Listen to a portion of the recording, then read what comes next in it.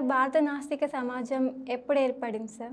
భారత నాస్తిక సమాజం 1972 సంవత్సరంలో అంతర్జాతీయ బ్రేవ్ మైండ్ అవార్డు గ్రహీత డాక్టర్ జయగోపాల్ గారు దీన్ని స్టార్ట్ చేశారు. ఆయన పెరియార్ శిష్యుడిగా, అదేవిధంగా కార్ల్ మార్క్స్ సిద్ధాంతాన్ని, భగత్ సింగ్ ఆశయాలను, తమిళనాడు పెరియార్ భావజాలంతో, ఈ అంబేద్కర్ ఆశయాలతో ఏర్పడ్డటువంటి సంస్థ భారత నాస్తిక సమాజం. మీరు భారత నాస్తిక సమాజంలో ఎప్పుడు జాయిన్ అయ్యారు? అసలు ఎందుకు జాయిన్ అయ్యారు సార్? ఎందుకు జాయిన్ అయ్యారు అనేది నా వ్యక్తిగత విషయం. ఎందుకంటే ఎవరి భావజాల ప్రకారం వాళ్ళు జర్నీ చేయొచ్చు. ఎప్పుడు జాయిన్ అయ్యారు? రైట్, వెరీ గుడ్, మంచి క్వశ్చన్.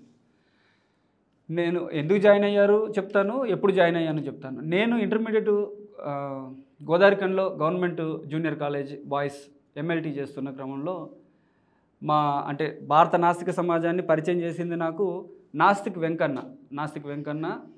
వాళ్ళ మిస్సెస్ ఇద్దరు కరోనాతో చనిపోయారు. సరే, నాస్తిక్ వెంకన్న తను జేబుకు బ్యాడ్జ్ పెట్టుకుంటాడు, నాస్తిక్ అనే ఒక బ్యాడ్జ్ పెట్టుకునేవాడు. నేను కాలేజీ నుంచి ఇంటికి వెళ్తున్న క్రమంలో అక్కడ గోదావరిఖండ్లో బస్ కోసం వెయిట్ చేస్తూ ఉంటే వెంకన్న బ్యాడ్జ్కు ఇట్లా జేబు బ్యాడ్జ్ ఉండి వస్తూ ఉంటే నేను తను పరిచయం చేసుకున్నాడు. వెంటనే వాళ్ళ ఇంటికి తీసుకెళ్ళి నాకు పుస్తకం ఇచ్చిండు, సత్యశోధన అనే పుస్తకం. అది తమిళనాడు నుంచి శ్రీలంకకి వెళ్ళినటువంటి మైగ్రేటెడ్ ప్రొఫెసర్ ఏటి కోవూర్ రాసింది. అంటే భారత సమాజంలో మూఢనమ్మకాలు ఎట్లా పనిచేస్తాయి, వాటి నిర్మూలన కోసం ఎట్లా ఉండాలి, ఈ పూనకాలు రావడం, దయ్యాలు ఉన్నాయని నమ్మడం, ఇటువంటివి సమాజంలో ఎట్లుంటాయి, వాటి వెనకాల ఉన్న పరిష్కారం ఏంటి అనేటువంటి ఆ పుస్తకంలో చాలా చక్కగా చెప్పిండు. నాస్తిక వెంకన్న ఆ పుస్తకం ఇచ్చిండు. అప్పటికే నాకు కొంత మేర ఈ నాస్తికులు, హేతువాదులు లేదా కమ్యూనిస్టు భావజాలాన్ని మా నాన్న పరిచయం చేసిండు. మా నాన్న పేరు లింగయ్య, ఆర్ఎంపీ గ్రామీణ వైద్యుడిగా పనిచేసేది.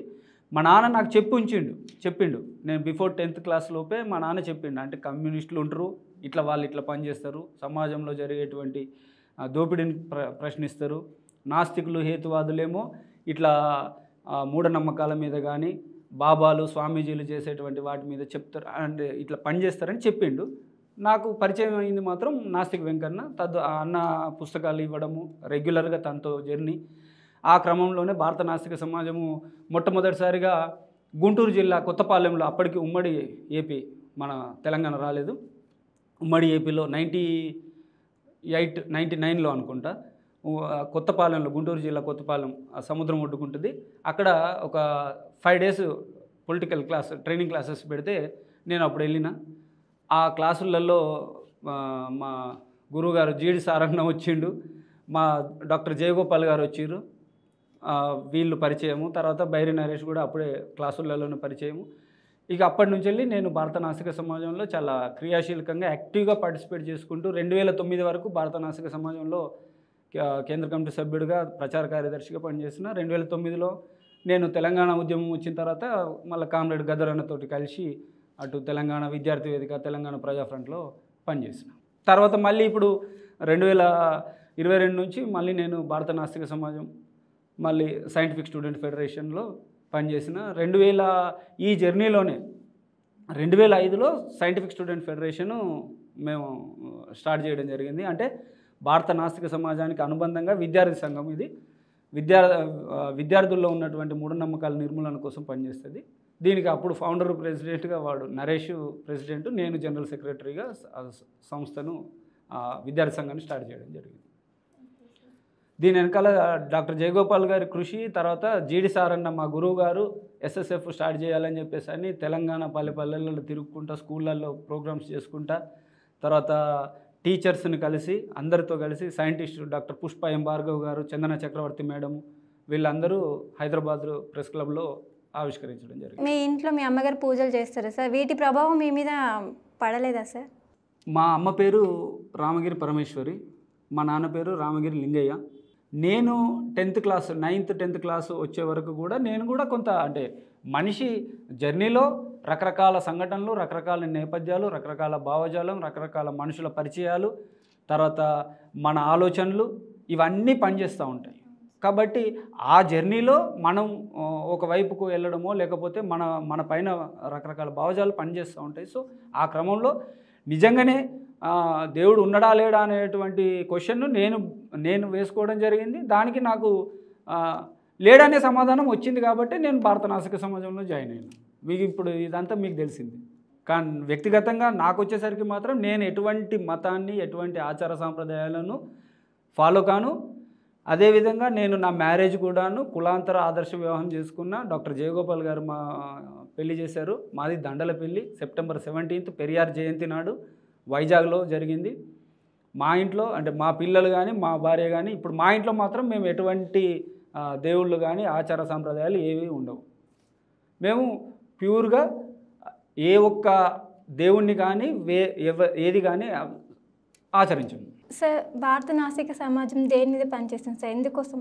సమాజంలో ఉన్నటువంటి కరడుగట్టిన మూఢనమ్మకాలకు వ్యతిరేకంగా, అదేవిధంగా సనాతన సాంప్రదాయాల పేరుతో జరుగుతున్నటువంటి దోపిడీకి వ్యతిరేకంగా, కులం పేరుతో మతం పేరుతో ప్రజల్ని పట్టిపీడిస్తున్నటువంటి దోపిడీ వ్యవస్థను నిర్మూలించాలనేటువంటి లక్ష్యంతో ఏదైతే డాక్టర్ బిఆర్ అంబేద్కర్ ఆశయాలతో పెరియార్ పూలే వంటి మహనీయుల ఆశయాలతో పనిచేస్తుంది. వీటి యొక్క అంటే భారత నాస్తిక సమాజం యొక్క ఆశయాలు ఏంటి సార్? భారత నాస్తిక సమాజం యొక్క ఆశయాలు లక్ష్యాలు ఏంటంటే సమాజంలో ఉన్నటువంటి మూఢనమ్మకాలను నిర్మూలించి ఒక విజ్ఞానవంతమైన శాస్త్రీయ సమాజాన్ని నిర్మించాలని, అదేవిధంగా ప్రజల్లో ప్రశ్నించే తత్వాన్ని, ప్రజల్లో ఉన్నటువంటి మూఢనమ్మకాలను నిర్మూలించి ఒక శాస్త్రీయ సమాజాన్ని నిర్మించడం కోసం ఏదైతే భక్తి పేరుతో కానీ లేదా భయం పేరుతో దయ్యం పట్టిందని లేదా నువ్వు పలానా బాబా దగ్గరికి పోతే నీకు పలానా రోగం నయమవుతుందని ఇట్లా రకరకాల మనలో ఉన్నటువంటి కరడుగట్టిన మూఢనమ్మకాలను బేస్ చేసుకొని జరిగేటువంటి దోపిడీని ప్రజలకు వివరించి చెప్పడంతో పాటు వాటి నిర్మూలన కోసం మేము పూర్తి స్థాయిలో పనిచేయడం జరుగుతుంది. మీరు సాధించిన విజయాలు ఏంటి? అంటే వ్యక్తిగతంగా కాదు, భారత నాస్తిక సమాజం ఒక సంస్థ పరంగా తెలంగాణలో అదేవిధంగా ఉమ్మడి ఆంధ్రప్రదేశ్ రాష్ట్రంలోనే మేము 2003, 2004 ఆ ప్రాంతంలోనే అసెంబ్లీకి బెల్లంపల్లి నుండి అసెంబ్లీకి మూఢనమ్మకాల నిర్మూలన చట్టాన్ని తీసుకురావాలని చెప్పేసి సైకిల్ యాత్ర చేపట్టినాం. దాదాపు ఒక 50 మంది. అప్పుడు భారత నాస్తిక సమాజంలో ఉన్నటువంటి నాయకత్వం మా గురువు గారు జేడి సార్ అన్న కావచ్చు, మా మిత్రుడు బైరి నరేష్ కావచ్చు, లేదా వీళ్ళందరం అప్పుడు అందరం కలిసే ఉండేది. మా అందరి ఆధ్వర్యంలో పెద్ద ఎత్తున 2 సార్లు మేము మూఢనమ్మకాల నిర్మూలన చట్టాన్ని తీసుకువచ్చి దాన్ని అసెంబ్లీలో ఆమోదింపజేసి చేయాలని చెప్పేసి మేము పెద్ద ఎత్తున కార్యక్రమాలు చేస్తున్నాం. అదేవిధంగా జోగిని వ్యవస్థకు వ్యతిరేకంగా చట్టం తీసుకురావాలని, మూఢనమ్మకాల నిర్మూలన చట్టంతో పాటు ప్రజల్లో ఉన్నటువంటి శాస్త్రీయ దృక్పథాన్ని పెంపొందించడం కోసం ఇటువంటి కార్యక్రమాలు ఖచ్చితంగా చేయాలా. మూఢనమ్మకాల నిర్మూలన సభలు వాడవాడలో పెట్టాలా, గ్రామాల్లో పెట్టాలా. మా వంతు బాధ్యతగా తెలంగాణ వ్యాప్తంగా దాదాపుగా ఒక 2000 పైగా సభలు మారుమూల గ్రామాలలో పెట్టడం జరిగింది. ఇప్పుడు క్షుద్ర పూజలు, వశీకరణం అవన్నీ మూఢనమ్మకాలేనా సార్? 100%. క్షుద్ర పూజలు, వశీకరణం యంత్రాలు, లేకపోతే ఇప్పుడు టీవీలలో చూపించేటువంటి ఉంగరాలు, పలానా ఉంగరం పెట్టుకుంటే మీకు జాతకం మంచిగా ఉంటుంది, లేదా పలానా విగ్రహం మన ఇంట్లో పెట్టుకుంటే మీకు ఐశ్వర్యాలు వస్తాయి ఇదంతా కూడా అశాస్త్రీయం, అన్సైంటిఫిక్. ఇది ఎక్కడ నిరూపణకు రుజువు కానటువంటి విషయాలు. ప్రధానంగా ఏంటంటే వశీకరణ అనేది కానీ మంత్రాలు కానీ లేవు. ఇవి ఉన్నట్టుగా మనం నమ్మినంత కాలం మనల్ని మోసం చేసేటోళ్ళు తయారైతూనే ఉంటారు. సార్ ఇప్పుడు గుప్త నవరాత్రులని యూట్యూబ్లో చాలా ఛానల్స్లలో అలచల్ చేస్తున్నాయి. వారాహి నవరాత్రులని ఈ పూజ చేసుకుంటే మాకు మంచి జరిగిందని కింద కామెంట్స్లలో కూడా చేస్తున్నారు కదా సార్. వాళ్ళు చేసుకుంటే వాళ్ళకి ఫలితం వచ్చిందని చెప్తున్నారు కదా సార్. ఫర్ ఎగ్జాంపుల్ సూర్యగ్రహణం చంద్రగ్రహణం వచ్చిన రోజు మీరు ఒక 4 రోజుల ముందు యూట్యూబ్ ఛానల్లో కొట్టండి సూర్యగ్రహణం చంద్రగ్రహణానికి ముందు. చంద్రగ్రహణం రోజు ఏం చేయాలి అని కొడితే ఒక 200-300 వీడియోస్ ఈ చంద్రగ్రహణం రోజు ఇట్లా చేయాలి, ఈ పూజ చేయాలి, ఇది పలానాది పలానా వస్తువులు మనం పలానా బ్రాహ్మణుడికి దానం చేయాలి, లేదా పలానా విగ్రహం పెట్టుకొని మనం పూజ చేయాలి అని ఇటువంటి కామెంట్స్, అంటే ఇటువంటి వీడియోస్ చాలామంది చేస్తూ ఉన్నారు. అంటే ప్రజల్లో ఇటువంటి ప్రచార సాధనాలు ఉపయోగించి ఒక విజ్ఞానవంతమైనటువంటి నాలెడ్జ్ని ఇవ్వాల్సినటువంటి యూట్యూబ్ ఛానల్స్ అన్నీ కూడా వ్యక్తిగతంగా ఇవాళ ప్రజల్ని కొన్ని వేల సంవత్సరాలు, వందల సంవత్సరాలు, వేల సంవత్సరాలు వెనక్కి తీసుకెళ్లేటువంటి కుట్రలు జరుగుతూ ఉన్నాయి.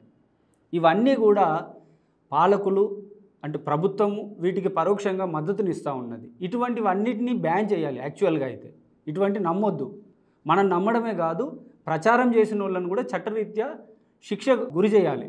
కానీ the drugs and magical remedies objectionable advertisement act 1954 ప్రకారము మంత్రాలు, మహిమలు, చేతబడి, బాణమతి, చెడుపు, చిల్లంగి ఇవే కాకుండా పలానా ఉంగరం పెట్టుకుంటే నీకు మంచి జరుగుతుంది, లేదా పలానా యంత్రం కట్టుకుంటే నీకు ఇంట్లో అంతా శుభమే జరుగుతుంది అని చెప్పడము, ప్రచారం చేయడం కూడా నేరం అని చట్టం చెప్తా ఉన్నది. కానీ చట్ట ప్రకారం ఎవరు కూడా దాన్ని ఒప్పుకునే పరిస్థితుల్లో లేదు. ఒప్పుకోకపోగా దాన్ని ప్రచారం చేస్తూ ఉన్నారు. ఇప్పుడు పలానా సూర్యగ్రహణం పట్టింది, పలానా చంద్రగ్రహణం రోజు ఇట్లా పూజ చేయాలి, అట్లా పూజ చేయాలి, ఇంట్లో పలానా విగ్రహం పెట్టాలి అని చెప్పి ఇటువంటి అన్సైంటిఫిక్ వీడియోస్ అన్నీ పెట్టడము మామూలు ప్రజల్ని అంటే సాధారణ ప్రజల్ని గ్రామాలలో మెయిన్గా పల్లె ప్రాంతాల్లో ఉన్నటువంటి గ్రామీణ యువత కానీ మహిళలు కానీ ఎక్కువ వాటిని నమ్మి మోసపోతూ ఉన్నారు. ఇవన్నీ అన్సైంటిఫిక్ అని మేము చెప్తా ఉన్నాం. ఇవన్నీ నమ్మొద్దు అని చెప్పి చెప్తా ఉన్నాం. ఇది అన్సైంటిఫిక్, దీన్ని ప్రభుత్వం వ్యతిరేకిస్తుంది, ఇలాంటి వాళ్ళని శిక్షించాలి అని మీరు అన్నారు కదా. మరి ప్రభుత్వమే దేవాలయకు ఒక శాఖ, దేవాలయ శాఖ మంత్రి నిర్ణయించారు కదా సార్. ప్రభుత్వము దేవాలయాలు శాఖ అనేది మేము ప్రభుత్వం గుర్తించినటువంటి భక్తిని మాత్రం మేము ప్రజల్లో ఉన్నటువంటి భక్తిని కానీ దేవుడి పేరుతో ఉండేటువంటి నమ్మకాన్ని మేమేం క్వశ్చన్ చేయట్లేదు. ఇప్పుడు నువ్వు ఉన్నావమ్మా, నువ్వు ఏదో ఒక దేవునికి మొక్కుతావు, లేదా ఇంట్లో పూజ చేస్తావు, స్నానం చేసిన తర్వాత పలానా ఇంట్లో ఉన్నటువంటి విగ్రహం లేకపోతే ఇంట్లో ఉన్నటువంటి పటం కాడికి పోతావు, పలానా దేవుడికి మొక్కుకుంటావు, కావాలంటే బొట్టు పెట్టుకుంటావు, వచ్చేస్తావు. కానీ అది అక్కడితో ఉంటే సరిపోతుంది. యాక్చువల్గా భక్తి అనేది వ్యక్తిగతమైన అభిప్రాయం. కానీ ఇవాళ భక్తి పేరుతో అది అంతటితో ఆగిపోకుండా ప్రభుత్వం ఏం చేస్తూ ఉన్నది, 12 సంవత్సరాలకు ఒకసారి వచ్చేటువంటి పుష్కరాలలో మొదటి రోజు ప్రధానమంత్రి పోయి అక్కడ స్నానం చేస్తాడు, లేదా ఆ రాష్ట్ర ముఖ్యమంత్రి పోయి స్నానం చేసి ఈ గోదావరి నదిలో మునగడం వల్ల, లేదా ఈ నదిలో ఈ పుష్కరాలలో మునగడం వల్ల మీ పాపాలన్నీ పోతాయని చెప్పి చెప్తాడు. దానికి గ్యారంటీ ఎవరు ఇచ్చారమ్మా? ఈ ప్రధానమంత్రి కానీ, ముఖ్యమంత్రులు కానీ, మంత్రులు కానీ, ఎమ్మెల్యేలు కానీ, ప్రజాప్రతినిధులు కానీ, లేదా ప్రభుత్వ అధికారులు కానీ. నిజంగా ఆ నీళ్ళల్లో మునిగితే పాపాలు పోయినట్టయితే, నిజంగా పాపాలు పోయినట్టయితే మరి కోర్టులు ఎందుకు, జడ్జిలు ఎందుకు, పోలీసులు ఎందుకు, చట్టాలు ఎందుకు, శిక్షలు ఎందుకు, ఇవన్నీ ఎందుకు? పాపం చేసిన ప్రతి ఒక్కడు పోయి అక్కడ మునిగితే సరిపోతుంది కదా, అవునా కదా? మరి దాన్ని మేము ప్రశ్నిస్తున్నాము. అంటే చట్టం ఏం చెప్తా ఉన్నది, మనకు రాజ్యాంగం ఏం చెప్తా ఉన్నది, ఇది కాకుండా వీళ్ళ సొంత నమ్మకం. ఇప్పుడు నువ్వు ఉన్నావు, నీకు నమ్మకం ఉంటే ఉండొచ్చు, పలానా దేవుణ్ణి నమ్మొచ్చు, నువ్వు మొక్కొచ్చు. అట్లనే ముఖ్యమంత్రులకైనా ప్రధానమంత్రులకైనా వాళ్ళు తమ మతాన్ని కానీ తమ దేవుణ్ణి కానీ నమ్మే హక్కు వాళ్ళకు ఉంది. కానీ ఆ నమ్మకాన్ని అధికారికంగా చేసి, ఇప్పుడు గతంలో సీఎం కేసీఆర్ చండీయాగం చేసిండు, అది ఆయన వ్యక్తిగతంగా చేసుకుంటే నో ప్రాబ్లం. దానికోసము ప్రభుత్వ అధికారులను, వేలాది మంది పోలీసుల్ని, ఐఏఎస్లను, ఐపీఎస్లను ఆ పూజలో పాల్గొనేటట్టు చేసిండు. వ్యక్తిగతంగా కేసీఆర్ గారు చండీయాగం చేసుకోవచ్చు, ఇంకే యాగమైనా చేసుకోవచ్చు. కానీ ముఖ్యమంత్రి హోదాలో చేయడానికి వీలు లేదని మనకు రాజ్యాంగం చెప్తా ఉన్నది. ఇవాళ దేశవ్యాప్తంగా, మన రాష్ట్రంలోనే కాదు దేశవ్యాప్తంగా, అక్కడ ఏపీలో చంద్రబాబు నాయుడు గారు అక్కడ పుష్కరాలప్పుడు స్టార్ట్ చేసినప్పుడు తొక్కిసలాట జరిగింది, 10ల సంఖ్యలో చనిపోయారు. నిన్నగాక మొన్న జూలై 2వ తారీఖు నాడు హత్రాస్, ఉత్తరప్రదేశ్ రాష్ట్రంలో హత్రాస్ జిల్లాలో బోలే బాబా ఒక సత్సంగ కార్యక్రమం, మత కార్యక్రమం నిర్వహించి అక్కడ జరిగినటువంటి తొక్కిసలాటలో లాస్ట్ రోజు నాడు 121 మంది చనిపోయారు. దీనికి ఎవరు సమాధానం చెప్తారు? అంటే భక్తి పేరుతో నువ్వు అన్నావు కదా, దేవుడు శాఖలు ఎందుకోసం అని చెప్పేసి ప్రభుత్వమే పెడుతుంది కదా అని చెప్పేసి, మీరు వ్యక్తిగతంగా గుళ్ళోకి వెళ్ళడానికి ఎటువంటి ఇబ్బంది లేదు. కానీ ఇక్కడ బోలే బాబా లాంటి వాళ్ళు భక్తి పేరుతో ప్రజల్ని మూఢనమ్మకాలను నమ్మించటమే కాకుండా ఆయన నడిచినటువంటి మట్టిని సేకరించే ప్రయత్నంలో 121 మంది చనిపోయారు. పోలీసులు ఎఫ్ఐఆర్ బుక్ చేశారు, అందులో ఆయన బోలే బాబా పేరు లేదు. అంటే ఇక్కడ ఏం జరుగుతోంది? ప్రభుత్వానికి వ్యతిరేకంగా మాట్లాడినటువంటి ఆదివాసీలు, ఎక్కడో దండకారణ్యంలో ఉన్నటువంటి ఆదివాసీల్ని వెంటనే అరెస్ట్ చేసి కోర్టులో చూపించేటువంటి నెట్వర్క్ ఉన్నటువంటి పోలీసు వ్యవస్థకి అక్కడ 2.5 లక్షల మందితోటి ఒక సభ పెట్టి 50,000 మంది పాల్గొంటారని చెప్పేసి అని జడ్జి దగ్గర వాళ్ళు పర్మిషన్ తీసుకున్నారు యాక్చువల్గా అత్రాస్లో. కానీ బోలేబాబా తీసుకున్నటువంటి దాంట్లో కానీ వాళ్ళు 2.5 లక్షల మంది పార్టిసిపేట్ చేసారు. 50,000 మందికి ఏర్పాట్లు చేస్తే 2.5 లక్షల మంది పార్టిసిపేట్ చేస్తే తొక్కేసలాట జరిగింది. 121 మంది సజీవంగా కాళ్ళ కింద పడి చనిపోయారు. అందులో చనిపోయినటువంటి వాళ్ళల్లో చిన్నపిల్లలు, లేడీస్ ఎక్కువ మంది ఉన్నారు. దీనికి ఎవరు బాధ్యత వహిస్తారు? దేవుడు లేరని అంటున్నారు. మరి ఇప్పుడు బోనాలు అని చేసి కొంతమంది తీర్థయాత్రలకు వెళ్ళినప్పుడు కానీ, స్నానాలు చేసేటప్పుడు కానీ, ఏదైనా డప్పుల సౌండ్ రాగానే పోచమ్మ బోనాలు అప్పుడు ఇలాంటి సందర్భాలలో కొంతమందికి పూనకం వస్తుంది. వాళ్ళకి రాగానే వాళ్ళ పక్కన ఉన్న వాళ్ళకి కూడా ఇట్లా పూనకాలు వస్తూ ఉంటాయి కదా సార్. పూనకాలు రావడం అనే దాన్ని హిస్టీరియా వ్యాధి అంటారు. ఇది సైకలాజికల్గా ఒక డిజార్డర్, హిస్టీరియా అంటారు దీన్ని. మాస్ హిస్టీరియా అనేది మాస్గా ఒక గ్రూప్ ఆఫ్ పీపుల్కి మాస్ హిస్టీరియా కూడా వస్తుంది. ఒక్కొక్కసారి గతంలో అయితే చూసుకుంటే ఒకే గ్రామంలో ఒక 100-200 మందికి ఒకటేసారి దేవుడు వస్తుంది. లేదు ఒకటే స్కూల్లో ఒకే సమస్యతో పిల్లలందరూ భయపడిపోతారు. ఎవరిని అడిగినా కూడా ఒకటే సమాధానం చెప్తారు. అంటే ఇదంతా కూడా వాళ్లకు మాస్ హిస్టీరియా. ఒకే విషయాన్ని ఒకడు నమ్మితే వేరు, అది ఒకే గ్రూప్ ఆఫ్ పీపుల్ నమ్మారనుకోండి, ఆ మాస్ హిస్టీరియాగా వాళ్ళలోకి వెళ్ళిపోతుంది. అయితే ఈ దేవుడు పూనకాలు రావడం అనేది వేరు, భక్తి వేరు. ఇక్కడ బాగా నేను క్లియర్గా చెప్తున్నాను.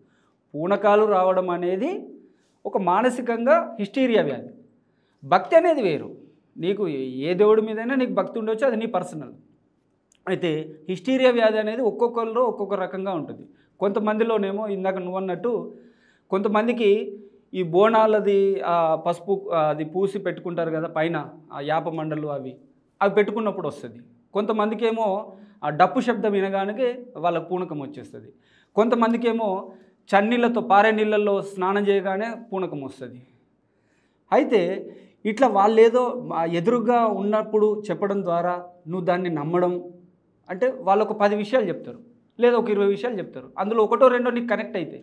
ఆ కనెక్ట్ అయినప్పుడు ఓహో పూనకం వచ్చింది నిజమే, పూనకం వచ్చినటువంటి వాళ్ళు చెప్పేటి అన్ని విషయాలు నిజమే, కాబట్టి వీళ్ళకు దేవుడు పోనింది కూడా నిజమేనేమో అని చెప్పేసి అని అనుకుంటాం. మరి నేను ఒకటే క్వశ్చన్ చేస్తూ ఉన్నా, భారతదేశంలో ఎంతమంది ఐఏఎస్లు ఐపీఎస్లు మహిళలు అయితే ఉన్నారు?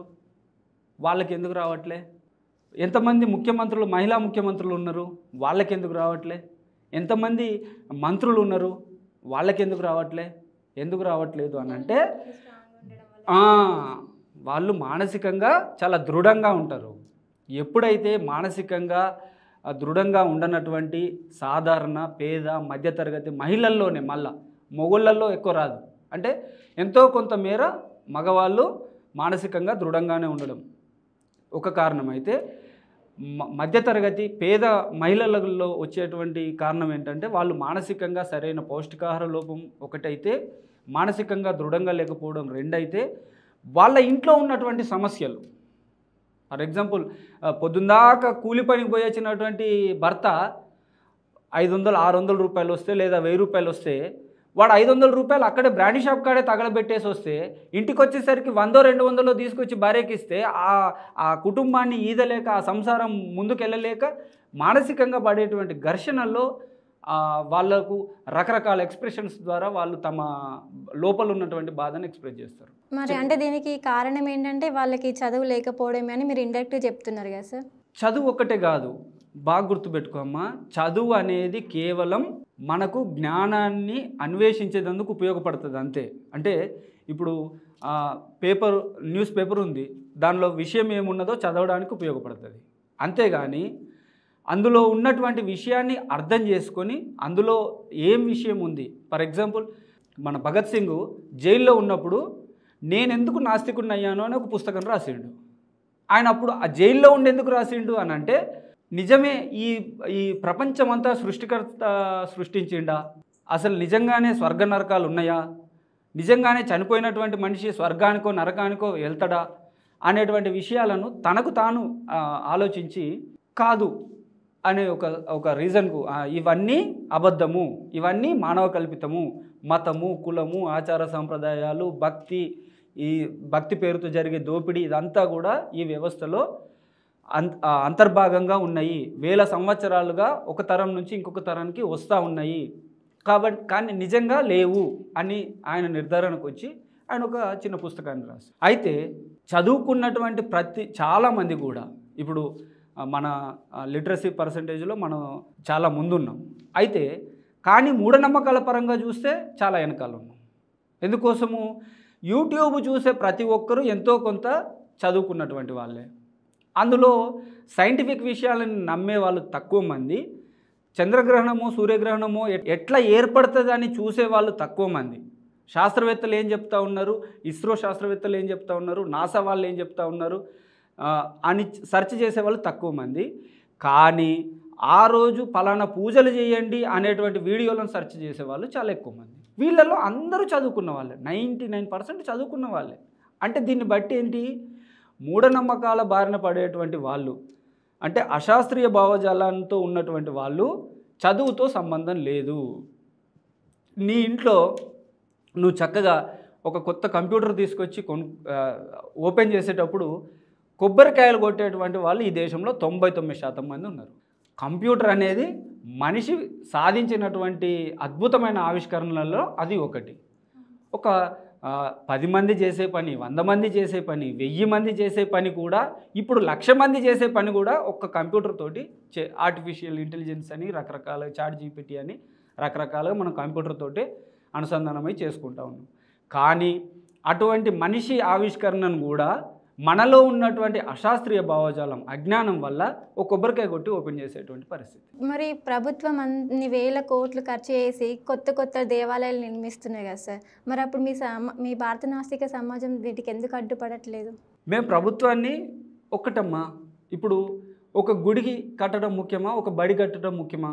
బడి కట్టడమే ముఖ్యం. ఈ విషయానికి ప్రభుత్వానికి తెలియదా? తెలుసు.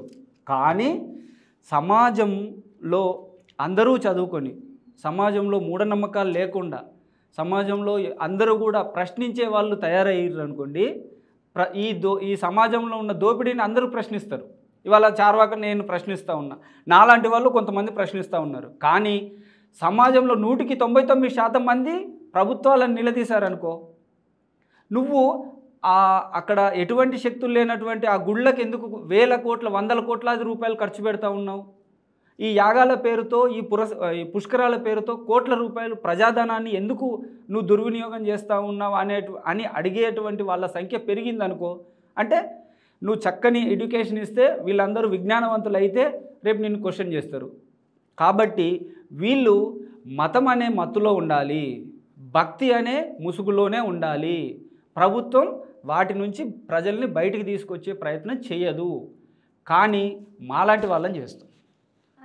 మీరు అన్నట్టుగా మతం అనే మత్తు నుండి, భక్తి అనే ముసుగు నుండి, మూఢనమ్మకాల నుండి నిర్మూలించడానికి మీరు చేపట్టిన చర్యలు ఏంటి సార్? అది ఎంతవరకు ఉపయోగపడ్డాయి? మేము ఇప్పుడు సమాజంలో భావవాదము, భౌతికవాదము 2 రకాల సంఘర్షణ అనేది ఉంటుంది. భౌతికవాదము అని అంటే మనము ఈ 5 సెన్స్ ఆర్గాన్స్ ద్వారా, మనకున్నటువంటి 5 జ్ఞానేంద్రియాల ద్వారా వచ్చినటువంటి దాన్ని, నేర్చుకున్నటువంటి దాన్ని, తెలుసుకున్నటువంటి దాన్ని, మనకు ఉన్నటువంటి నాలెడ్జ్తో, మన మెదడుతో బేరీజు వేసుకొని ఇది చేద్దామా చేయొద్దా, కరెక్టా తప్ప అనేటువంటి విచక్షణతో మనం ఆలోచిస్తాం. అయితే భక్తి పేరుతో కానీ, మతం పేరుతో కానీ ఇవన్నీ కూడా ప్రభుత్వాలు కూడా వాటికి మద్దతు ఇచ్చి, ఇప్పుడు హత్రాస్లో జరిగినటువంటి బోలేబాబా ఉన్నాడు, ఆయనకు ప్రభుత్వం మద్దతు ఇచ్చి కదా పెట్టింది. ఆయన 50,000 మందితో సభ పెట్టుకోమంటే 2.5 నుంచి 3 లక్షల మందితో ఆయన సభ పెట్టుకున్నాడు. ఆ పోలీసులు కూడా అక్కడ ఉన్నారు, అక్కడ లోకల్ జడ్జి కూడా పర్మిషన్ ఇచ్చిన లెటర్ ఉంది. అంటే ప్రభుత్వం అక్కడ మద్దతు ఇచ్చినట్టే కదా. అంటే ప్రభుత్వం ఎవరికి మద్దతు ఇస్తూ ఉన్నది? మాలాంటి వాళ్ళకు మద్దతు ఇవ్వడం లేదు. మేము మూఢనమ్మకాల నిర్మూలన చట్టం తీసుకురమ్మని చెప్పేసి అని చెప్తా ఉన్నాం. మూఢనమ్మకాల నిర్మూలన చట్టాన్ని తీసుకురమ్మని ఫైట్ చేసినందుకు మహారాష్ట్రలో అంధశ్రద్ధ నిర్మూలన సమితి దబోల్కర్ని హత్య చేసింది. క్వశ్చన్ చేసినటువంటి గౌరీ లంకేష్ను తన ఇంట్లోనే కాల్చి చంపేసిర్రు. తర్వాత పన్సారే లాంటి విద్యావేత్తల్ని చంపేసిర్రు, ఉద్యమకారులను చంపేసిర్రు. అంటే ఇది చరిత్రలో చూసుకుంటే నాటి చార్వాకుల్ని చంపేసిర్రు. అంటే ప్రశ్నించే వాళ్ళను, సమాజంలో జరిగేటువంటి దోపిడీని ప్రశ్నించేటువంటి వాళ్ళను చంపడము, చంపే వాళ్లకు మద్దతుగా ఉంటాయి ఈ ప్రభుత్వాలు. ఎవరికి మద్దతు ఇవ్వాలి? మాలాంటి ప్రశ్నించేటువంటి వాళ్లకు మద్దతుగా ఉండి సమాజం చైతన్యం కోసం ఆలోచిస్తాం, సమాజ బాగు కోసం ఆలోచిస్తాం, అందరూ విజ్ఞానవంతులు కావాలని చెప్పేసి అని చెప్తాము. భారత నాస్తిక సమాజమే కాదు, ఈ దేశంలో ఏ హేతువాద సంఘం కానీ, ఏ మానవవాద సంఘాలు కానీ, ఏ కమ్యూనిస్టు పార్టీలు కానీ ఎవరిని చంపమని చెప్పాయి, ఎవరి మీద దాడులు చేయమని చెప్పాయి, ఎవరిని హింసించమని చెప్పాయి. కానీ అట్లా చెప్పేటువంటి వాటికి ప్రభుత్వాలు ఇవాళ మద్దతు ఇస్తూ ఉన్నాయి. అటువంటి వాళ్ళను ఇవాళ ప్రభుత్వాలు తీసుకొచ్చి సన్మానాలు చేస్తూ ఉన్నాయి. గుజరాత్ అల్లర్లలో హింసకు అయినటువంటి వాళ్లకు శిక్ష పడితే, వాళ్ళకు సుప్రీంకోర్టు వాళ్ళకు ఊరటనిస్తే వాళ్ళను గుజరాత్లో ఎమ్మెల్యేలు, ఎంపీలు దగ్గరుండి సన్మానాలు చేసినటువంటి పరిస్థితి మన కళ్ళ ముందు కనబడతా ఉన్నది. అయితే మాలాంటి వాళ్ళనే కాదు, ఈ సమాజానికి ఎవరు ఉపయోగం అంటే సమాజ మార్పు కోసం పనిచేస్తున్నటువంటి వాళ్ళు, మహనీయులు చూపినటువంటి బాటలో సమాజాన్ని ముందుకు తీసుకెళ్ళాలి ప్రయత్నం చేస్తున్నటువంటి వాళ్ళు ఎవరైనా కావచ్చు, వాళ్ళు నాస్తికులే కావచ్చు, హేతువాదులే కావచ్చు, కమ్యూనిస్టులే కావచ్చు, బహుజనవాదులే కావచ్చు, అంబేద్కర్ వాదులే కావచ్చు, ఎవరైనా కావచ్చు, వాళ్ళందరికీ ప్రభుత్వం సపోర్ట్ చేయాలి, వాళ్ళని కాపాడాలి. వాళ్ళని చంపేసేటువంటి వాళ్ళని కాపాడుతూ ఉన్నాయి వాళ్ళ ప్రభుత్వాలు. కాబట్టి సమాజానికి అవసరమైనటువంటి వాళ్ళను, సమాజ హితం కోరి పనిచేసేటువంటి వాళ్ళను మనం ఈ సందర్భంగా కాపాడుకునే ప్రయత్నం చేయాలి. అటువంటి వాళ్ళను కాపాడుకోవాల్సినటువంటి బాధ్యత ప్రజల మీద కూడా ఉన్నదని చెప్పేసి నేను గుర్తు చేస్తా ఉన్నాను. సార్, భారత నాస్తిక సమాజం తెలంగాణ రాష్ట్ర 3వ మహాసభ వరంగల్లో ఏర్పాటు చేస్తున్నారని తెలిసింది సార్. దీన్ని మీరు ఎలా ఏర్పాట్లు చేస్తున్నారు? ఎవరెవరు వస్తున్నారు ఈ సభకి? భారత నాస్తిక సమాజం తెలంగాణ రాష్ట్రంలో ఏర్పడ్డాక 2 మహాసభలు నిర్వహించడం జరిగింది. ఈ నెల 24వ తారీఖున, జూలై 24, 2024 బుధవారం నాడు మన వరంగల్ హన్మకొండ వడ్డేపల్లి పిఆర్ రెడ్డి భవన్ డాక్టర్ జయగోపాల్ గారి ప్రాంగణంలో నిర్వహించబోతూ ఉన్నాము. ఈ మహాసభలకు మన తెలంగాణ రాష్ట్రంలోని 33 జిల్లాల, ఆంధ్రాలోని విశాఖపట్నం నుంచి కూడా కొంతమంది మేధావులు వస్తూ ఉన్నారు. అదేవిధంగా తమిళనాడు నుంచి డీకే ద్రవిడ కజగం నుంచి కుమరేసన్ గారు, వీరభద్రం గారు అనే 2 ద్రవిడ కజగం నేతలు వాళ్ళు రాబోతూ ఉన్నారు. డీకే అంటే ఇది పెరియార్ గారు స్టార్ట్ చేసినటువంటి స్వాభిమాన ఉద్యమం, ద్రవిడ కజగం. దీనికి సంబంధించినటువంటి 2 జాతీయ నాయకులు రాబోతూ ఉన్నారు. వీరితో పాటుగా ప్రొఫెసర్ కాసిం గారు మన ఉస్మానియా యూనివర్సిటీ, తర్వాత పౌరకుల సంఘం రాష్ట్ర అధ్యక్షుడు గడ్డం లక్ష్మణ్ గారు, తర్వాత సుక్కారాం నర్సయ్య, ఇంకా మన హేతువాద సంఘం రమక్క కావచ్చు, విరసం నాయకులు బాసిత్ కావచ్చు, మా కేంద్ర కమిటీ సభ్యులు ఆర్ఎస్వి మురళి, రవి, వీరితో పాటు డాక్టర్ జయగోపాల్ గారి కూతురు శ్యామలక్క, మా భారత నాస్తిక సమాజం నాయకులు ప్లేట్ నరేషు, తర్వాత గుమ్మడి రాజుల సాంబన్న, వీరితో పాటు ఎస్ఎస్ఎఫ్ నాయకులు Vedanta, Osmania university research scholar convener నా మిత్రుడు ఆజాద్, తర్వాత కేయు నుండి శ్రావణు, వీళ్ళందరూ కూడా, వీళ్ళతో పాటుగా వివిధ ప్రజా సంఘాల నుంచి నాస్తిక హేతువాదులు, మానవతావాదులు, తర్వాత కమ్యూనిస్టు భావజాలం ఉన్నటువంటి వాళ్ళు, వీళ్ళందరూ కూడా అయిపోతూ ఉన్నారు. ఇది ఈ నెల 24వ తారీఖున మన ఇదే వరంగల్లోనే హన్మకొండలో నిర్వహించబోతూ ఉన్నాం. దీనికి తెలంగాణ ప్రజలందరూ కూడా, అన్ని వర్గాల ప్రజలు, విద్యార్థులు, మేధావులు, రైతులు, కార్మికులు, కర్షకులు, ప్రజా సంఘాల నాయకులు, తర్వాత హక్కుల సంఘాల నాయకులు, ప్రతి ఒక్కరు కూడా, అన్ని వర్గాల ప్రజలు కూడా, అంబేద్కర్ ఆలోచన పరులు, పెరియార్ భావజాలంతో పనిచేసేటువంటి వాళ్ళు, తర్వాత పూలే భావజాలంతో పనిచేసేటువంటి వాళ్ళు, మీరు ఏ మతాన్ని ఆచరించే వాళ్ళైనా పర్వాలేదు, ఈ సమాజాన్ని మార్పు కోరుకుందాం అని అనుకునేటువంటి వాళ్ళు ప్రతి ఒక్కరు కూడా ఈ మహాసభలలో పాల్గొని ఒక శాస్త్రీయ సమసమాజాన్ని నిర్మిద్దాం. తర్వాత భావజాలం ఉన్నటువంటి వాళ్ళు ఎవరైనా సరే ఈ సభలకు రావచ్చు. కేవలం మా సభ్యులు కావాల్సినటువంటి అవసరం లేదు.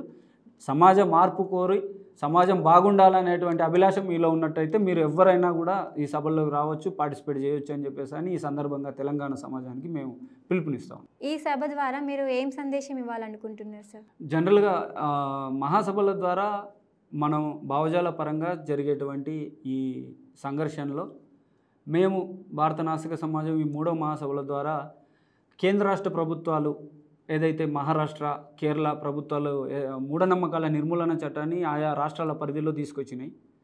మన తెలంగాణ రాష్ట్ర ప్రభుత్వం కూడా ప్రజాప్రభుత్వం అంటున్నారు, దయచేసి మీరు ప్రజలకేం కావాలో కోరుకుంటాం అంటున్నారు. కాబట్టి మేమంతా కూడా తెలంగాణ ప్రజల పక్షాన ఈ మన తెలంగాణలో కాంగ్రెస్ గవర్నమెంట్ ఏర్పడిన తర్వాత కూడా నర్మెట్టలో ఒక మూఢనమ్మకాల పేరుతో హత్య యత్నం జరిగింది.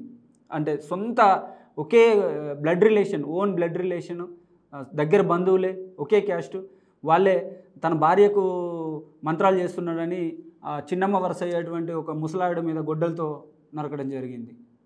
త్రుట్లో ఆమె ప్రాణాపాయం నుంచి బయటపడ్డది. మేము అక్కడ ఫ్యాక్ట్ ఫైండింగ్ కూడా చేసినాం. అంతేకాకుండా ఇక్కడ చిన్న గూడూరులో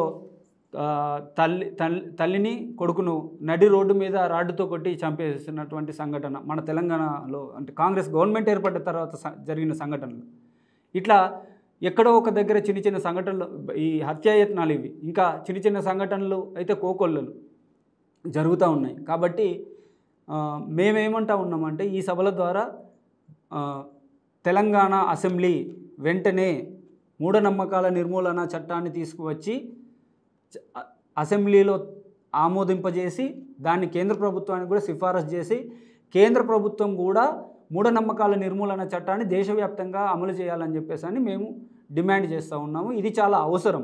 మీరు ప్రైవేటు యూనివర్సిటీలు పెట్టుకోవడానికి బిల్లులు వెంటనే ఆమోదింపజేస్తారు, ప్రైవేటు బొగ్గు గనులు వేరేటోళ్ళకి ఇవ్వడానికి, దోపిడీదారులకు ఇవ్వడానికి బిల్లులు ఆమోదింపజేస్తారు, లేదా ఈ దేశంలో ఉన్నటువంటి వనరులు పెట్టుబడిదారులకు ఇవ్వడానికి అటువంటి బిల్లులు వెంటనే ఆమోదింపజేస్తారు, అవి అమల్లోకి వస్తాయి. కానీ ప్రజలకు అవసరమైనటువంటి కనీస విద్య, కనీస వైద్యం, కనీసం తినడానికి తిండి, ఉండడానికి ఇల్లు, కట్టుకోవడానికి బట్ట, ఏదైతే నిత్యావసరాలు ఉన్నాయో ఇటువంటి వాటిని చట్టాలు చేయడానికి మాత్రం ఈ ప్రభుత్వాలకు మనసు రాదు. ఈ రాజకీయ నాయకులకు వీటి మీద అసలే ప్రేమ చూపరు. మేమేమి డిమాండ్ చేస్తూ ఉన్నామంటే ఈ సందర్భంగా ఇప్పుడు హత్రాస్లో జరిగినటువంటి బోలేబాబా లాంటి సంఘటనలు మళ్ళీ జరగొద్దు అని అంటే మీరు మూఢనమ్మకాల నిర్మూలన చట్టాన్ని తీసుకురావాలని చెప్పేసి దాంతోపాటుగా ఏదైతే కులం పేరుతో జరిగేటువంటి హత్యలు కావచ్చు, మతం పేరుతో జరిగేటువంటి దాడులే కావచ్చు, వీటినన్నిటిని కూడా కట్టడి చేయాలని చెప్పేసి ఖచ్చితమైనటువంటి చట్టాలు తీసుకొచ్చి అమలు చేయాలని చెప్పేసి ఆ చట్టం అమలు కోసం మీరు వెంటనే కమిటీ వేయాలని చెప్పేసి మేము డిమాండ్ చేస్తాం.